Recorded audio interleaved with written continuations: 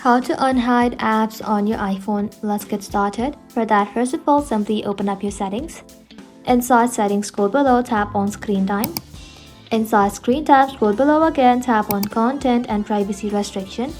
And then make sure this button is turned on. When prompted, you can enter your screen time passcode.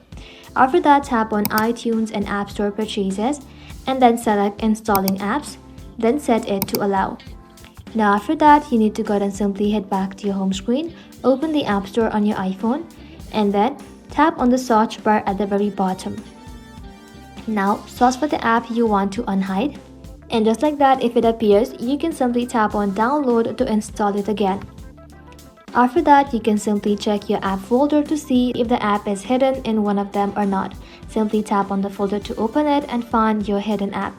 If you still cannot find your hidden app, open up your settings again, and then inside here, simply tap on General.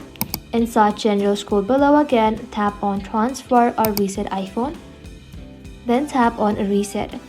Now simply tap on Reset Home Screen Layout. This will restore the default app layout and unhide any apps that were misplaced. And that's it. You have now successfully unhidden your apps on your iPhone. Thank you all for watching. If this video was helpful, consider subscribing to our channel and liking this video.